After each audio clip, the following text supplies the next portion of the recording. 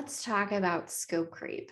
This is something that I hear come up fairly often, especially in my bookkeeping circles.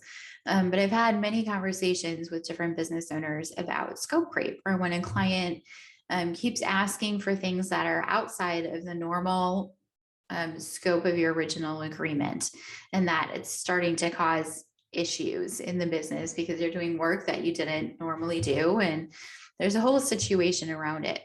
And in my humble opinion, I don't think it's fair to blame the client for scope creep issues in your business.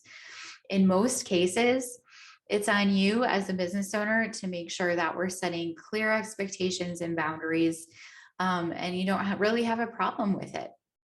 So, in the very beginning of your working relationship, in the sales process, in the onboarding process with new clients, you want to be very clear about what is all included in what you're doing for them, what you're doing, what the client is doing, what is add-on services that would be additional money, what you don't do, like that's just not part of your offerings at all.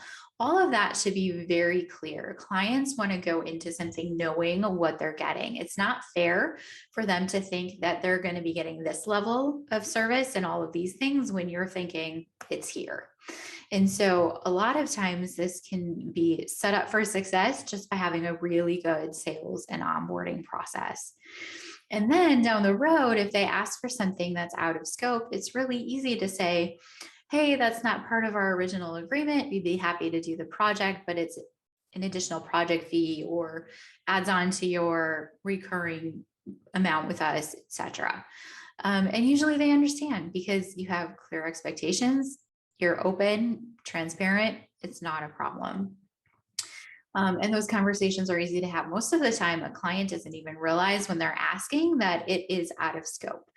And so it really is on you and making sure you and your team are very clear on what you're doing and that you can have those conversations pretty easily with your clients when they come up.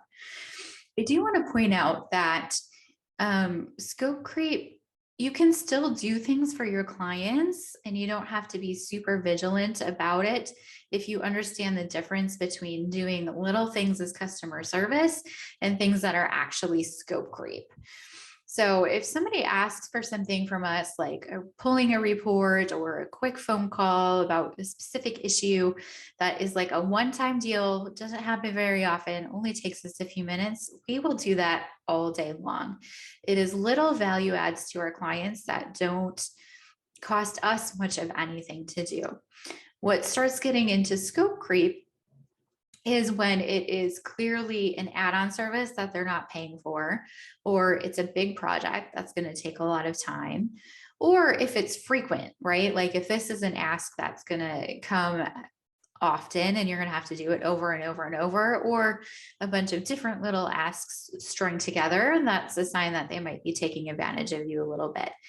But realizing in your organization how to identify that and what to do about it in a really friendly, upfront way is going to make your scope creep problem go away.